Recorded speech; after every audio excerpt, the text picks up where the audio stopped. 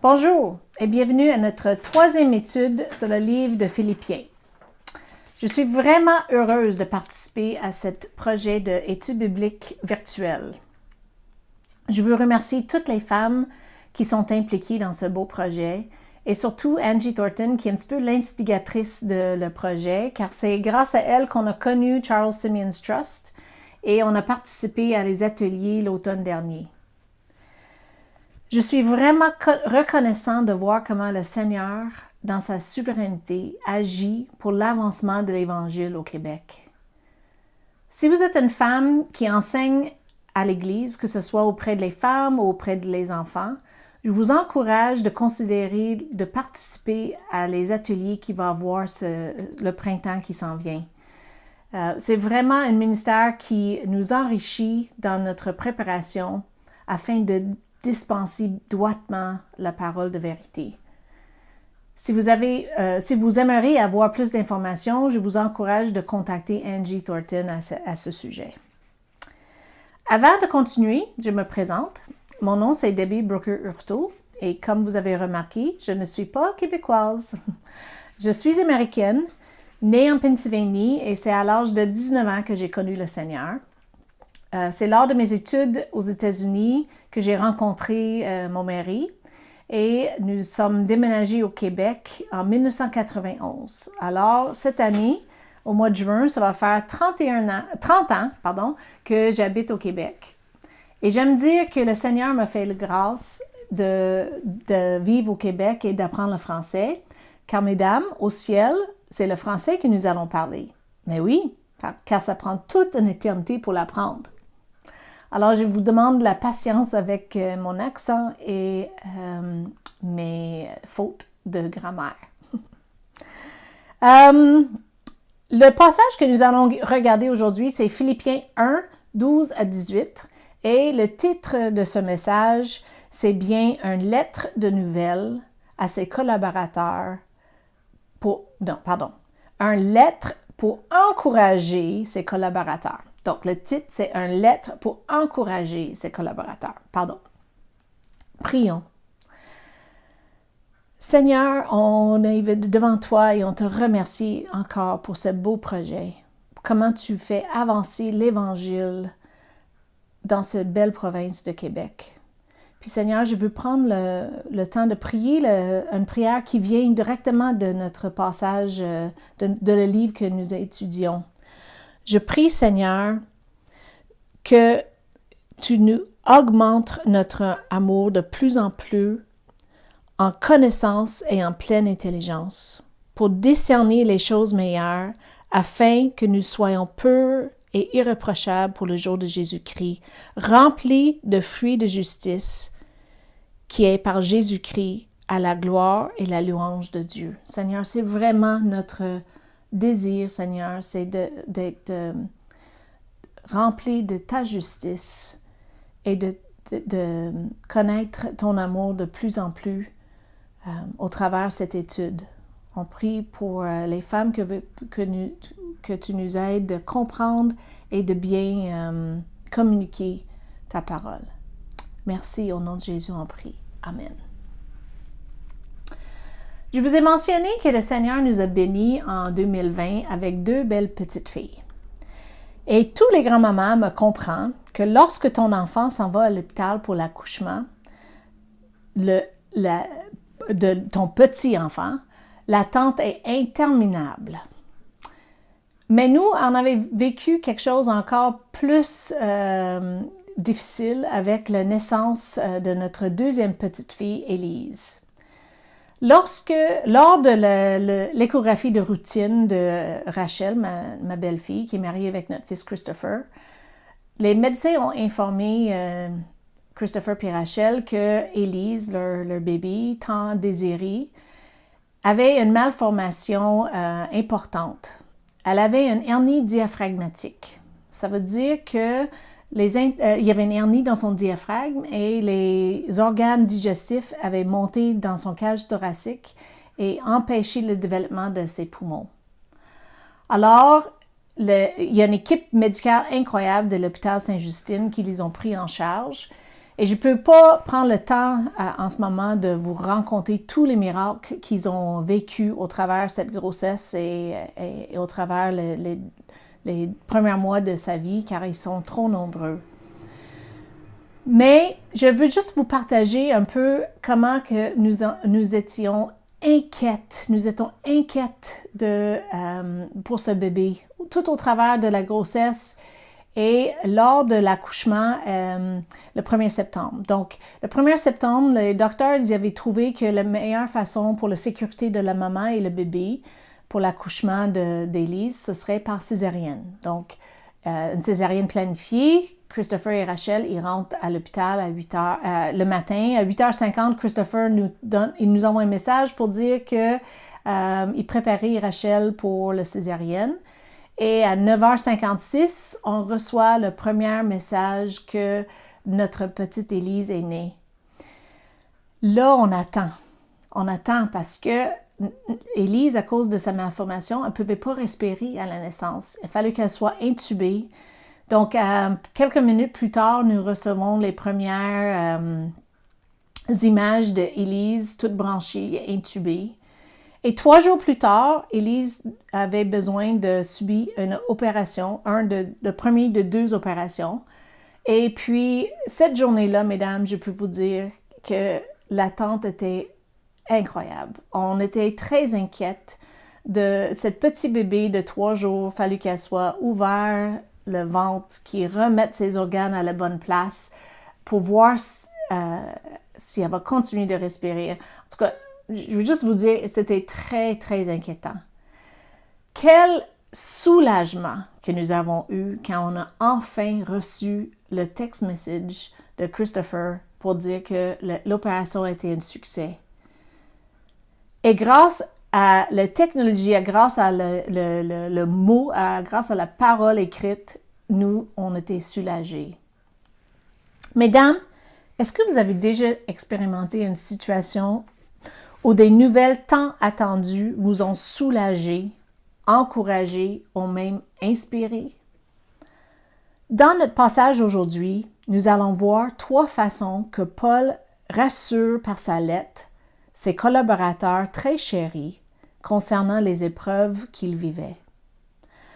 La première façon qu'on va voir, c'est que la première façon qu'il les rassure, c'est en les montrant que son emprisonnement a contribué à l'avancement de l'Évangile. La deuxième façon était que malgré les oppositions de Paul, il réjouit que Christ est prêché. Et nous allons voir que la source de joie de Paul n'est pas dans ces circonstances.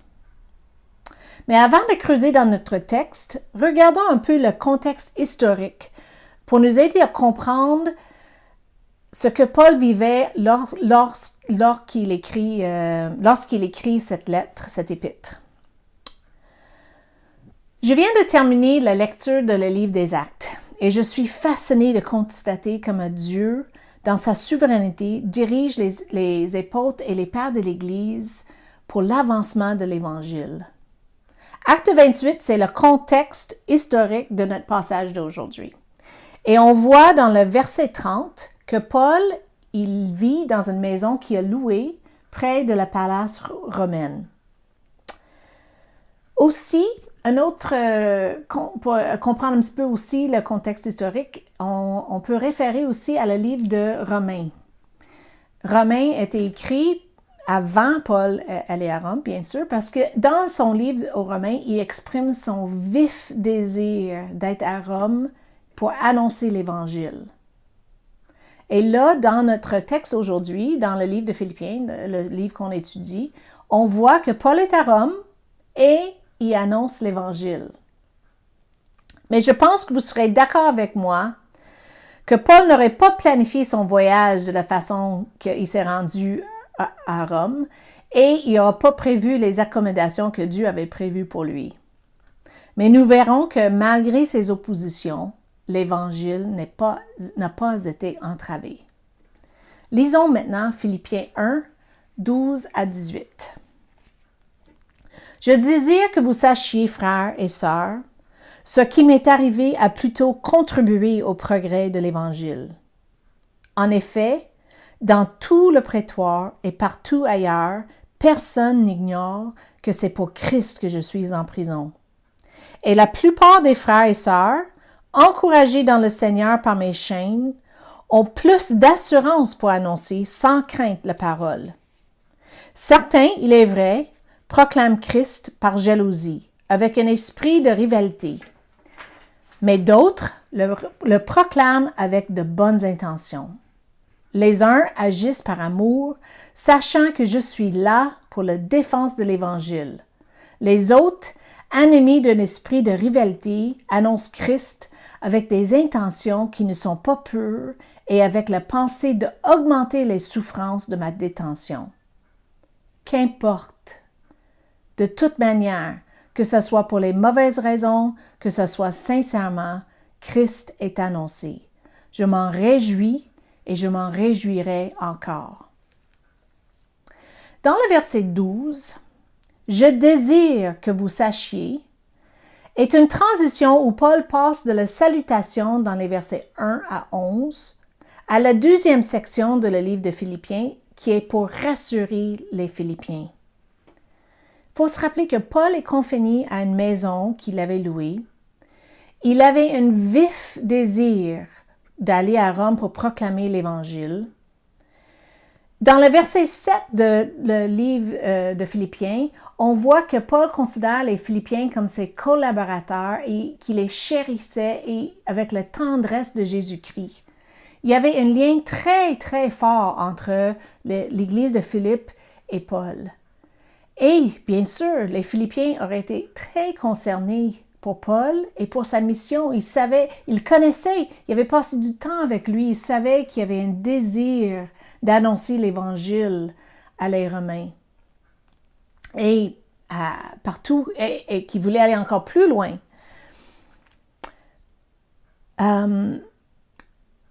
Paul veut prendre ce temps de ce lettre, il prend ce temps dans cette lettre pour les rassurer. Qu'en effet, sa mission ne fut pas de tout compromis, mais au contraire, regardons ce qu'il dit. Verset 12. « Je désire que vous sachiez, frères et sœurs, ce qui m'est arrivé a plutôt contribué au progrès de l'Évangile. » Ce qui m'est arrivé dans le grec veut littéralement dire « les choses qui me dominent ». Dans le premier verset de ce livre, Paul commence sa lettre « Paul et Timothée, serviteurs de Jésus-Christ ». Le mot traduit dans nos Bibles par « serviteur », c'est « doulos ». Et Suzy avait touché sur ce mot dans son passage la semaine passée, mais j'aimerais qu'on regarde un petit peu plus en profondeur, car c'est important pour comprendre le reste de le livre de Philippiens.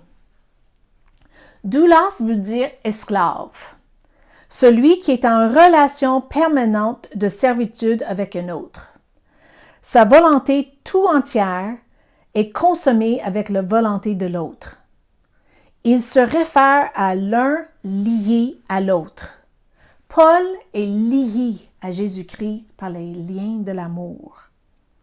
Il voit que tout ce qui lui arrive n'est pas par hasard, mais c'est dans le plan souverain de Dieu pour son appel et pour sa mission. Les Philippiens avaient sûrement l'impression que son emprisonnement avait limité sa mission, son ministère. Mais Paul veut les rassurer. Et c'est pas tout. Regardons le verset 13.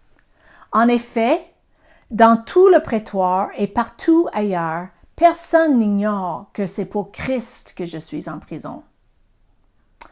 Vous voyez, le contraire est arrivé. Plutôt que nuire ou obstruer son ministère, tout le prétoire et partout ailleurs, nul n'ignore que c'est pour Christ que je suis dans les liens. Paul vivait déjà à Rome depuis 2 ans. Il y avait Timothée avec lui, on voyait ça au début de la lettre, et c'est ici que Paul écrit 4 épîtres, Philippiens étant le dernier. Timothée, on croit qu'il a servi comme scribe pour Paul. Donc, les soldats romains qui auraient fait le tour de rôle, il était en surveillance 24 heures sur 24, les gardes faisaient le tour de rôle, il aurait été témoin de ces dictations, de ces lettres que Paul y faisait à Timothée. En plus, il avait droit d'avoir la visite, comme on a vu au acte 28-30. Il y avait la visite des frères et les sœurs de Rome, venaient lui voir et ils étaient encouragés par ces liens. Et on va voir dans notre prochain point. Et ça avait servi à les encourager. Paul, il aurait aussi témoigné de la bonne nouvelle de Jésus-Christ. Et donc, l'Évangile a été propagé au travers tout le prétoire. Un lien qui n'aura pas été accessible à l'Évangile sans les liens de l'apôtre. Son emprisonnement n'a pas réussi à restreindre son ministère. Au contraire, cela a contribué au progrès de l'Évangile. Pas seulement cela, son emprisonnement a apporté une avancée pionnière. L'Évangile a été proclamé dans un endroit que autrement n'aura jamais été possible. Continuons, verset 14. Et la plupart des frères et sœurs, encouragés dans le Seigneur par mes chaînes, ont plus d'assurance pour annoncer l'Évangile. Comme j'ai dit, les frères et les sœurs venaient le voir. Voyons, qu'est-ce que ça dit? Le mot annoncer dans le grec, utilisé ici, veut dire il aura une restauration de la parole. En d'autres termes, la personne était muette et la parole était restaurée. Selon plusieurs commentateurs, la prédication de la parole avait été réduite à cause des persécutions des croyants. Et les croyants avaient peur et ils avaient perdu leur courage.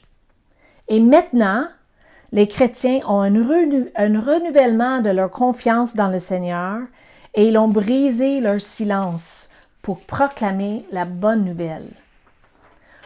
Autrement dit, la grande majorité des frères avaient leur confiance rétablie dans le Seigneur en raison du fait qu'ils ont été persuadés par les liens de Paul. Mesdames, aujourd'hui, nous sommes tous confinés à nos maisons et nos églises en ce moment peuvent même pas se réunir. Est-ce que nous pouvons être tentés de penser que l'Évangile est limité aux restreints? Au contraire, ce confinement nous a poussés de faire l'Église autrement. D'ailleurs, je suis impressionnée de voir comment l'Évangile est de plus en plus accessible par les médias sociaux. Cette pandémie, qui est dans le souverain plan de Dieu pour l'Église au Québec, nous a poussés à trouver d'autres moyens de partager l'Évangile.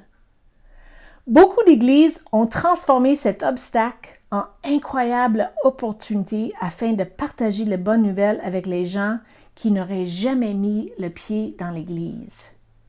Dans l'intimité de leur foyer, ils peuvent entendre le message de la mort, l'enterrement et la résurrection de Jésus-Christ et la paix qui vient parce qu'on est justifié devant Dieu. Comme les Romains, est-ce que ça nous arrive d'être muettes en ce qui concerne la proclamation de la bonne nouvelle de Jésus-Christ? Prions pour le courage et l'assurance, encouragés par l'œuvre de Dieu au travers de cette pandémie, afin d'annoncer sans crainte la parole. Paul n'a pas laissé son séjour en prison le décourager de partager l'Évangile. Au contraire, il a trouvé des moyens nouveaux et créatifs pour faire passer le message de l'amour et de la rédemption en Jésus-Christ au plus grand nombre de personnes possible. Prions pour cette créativité. Que Dieu, pour la créativité de Dieu pour le temps que nous vivons. Prions pour la créativité de Dieu pour le temps que nous vivons. Sachant que nous sommes dans le plan souverain de notre Père aimant et miséricordieux. Ce projet que nous vivons, c'est le fruit de cette pandémie. Prions que le Seigneur nous donne encore de plus en plus d'outils et de créativité pour partager la bonne nouvelle. Eh bien, OK, nous avons vu que son emprisonnement n'a pas nui au progrès de l'Évangile, mais plutôt contribué à son avancement. Maintenant, regardons notre deuxième point dans ce texte, que malgré ses oppositions, Paul réjouit que Christ est prêché. Certains, il est vrai, proclament Christ, verset 15. Certains, il est vrai, proclament Christ par jalousie, avec un esprit de rivalité, mais d'autres le proclament avec de bonnes intentions. Les uns agissent par amour, sachant que je suis là pour la défense de l'Évangile.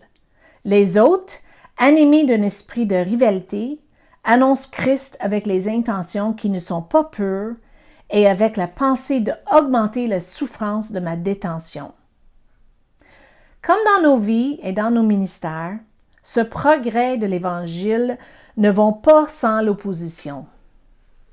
Il avait un groupe de personnes qui étaient animées par un esprit de rivalité, qui annonçait Christ avec les intentions d'augmenter sa souffrance. Ce qui est plus étonnant, c'est que ces gens prêchaient l'Évangile en contredisant le cœur même de l'Évangile qui est l'humilité et l'amour. Alors, ils étaient des hypocrites. Selon les commentateurs, ils disaient que Paul était châtié par Dieu et qu'il profitait de sa détention pour leur propre promotion. Il essayait d'augmenter sa souffrance en prêchant tout de même le salut en Jésus-Christ. C'est intéressant ici le contraste entre Galates 1.8, car Paul, là, il dit, dans Galates 1.8, Paul, il dit que ceux qui prêchaient un autre évangile, qu'ils soient anathèmes, littéralement, qui aillent en enfer, qu'ils soient maudits, qui aillent en enfer. Mais ici, Paul se réjouit, donc on peut conclure qu'il ne prêchait pas un autre évangile, parce qu'il réjouit. John Piper explique de cette façon: la célébration de la vérité de l'Évangile par Paul l'emporte sur la tristesse face à des motifs défectueux. Ses opposants étaient intéressés uniquement par leur avancement personnel. Il utilisait la situation de Paul pour l'abaisser afin de se promouvoir eux-mêmes. Mais ses amis, animés par amour pour Paul, avec confiance dans son intégrité et sachant que c'était pour la défense de l'Évangile qu'il était en prison, il proclamait la bonne nouvelle avec les bons motifs et un nouveau zèle. Mes sœurs, est-ce que vous pouvez identifier à la frustration de Paul face à ses opposants? Est-ce que vous avez déjà été la victime de la rivalité? Quelle est la première réaction tout à fait normale face à une telle opposition? C'est de se défendre, de se justifier. Mais quelle est la réponse de Paul? Regardons verset 18. Qu'importe, de toute manière, que ce soit pour les mauvaises raisons, que ce soit sincèrement, Christ est annoncé. Je m'en réjouis et je m'en réjouirai encore. La joie, c'est la réponse de Paul envers son emprisonnement et ses oppositions. Il se réjouit et il sait qu'il va encore se réjouir, car sa joie ne repose pas sur ses circonstances et ne peut pas être volée par ses opposants. Quelle est la source de la joie de Paul dans ce texte que nous lisons aujourd'hui? La source de sa joie, je trouve, c'est dans les versets 9 à 11 de le chapitre 1. Il avait un amour pour Dieu, un amour pour les frères et sœurs, et un amour pour les perdus qui augmentait de plus en plus en connaissance et en pleine intelligence de l'œuvre de Jésus-Christ. Cet amour lui a donné de discerner les choses meilleures, les trésors dans le ciel où le teigne et le rouille ne détruisent point, Il était rempli du fruit de la justice qui est en Jésus-Christ. Pas sa propre justice, mais la justice qui vient par la foi en Jésus-Christ. Cette joie le rendait libre des circonstances et lui donnait la force.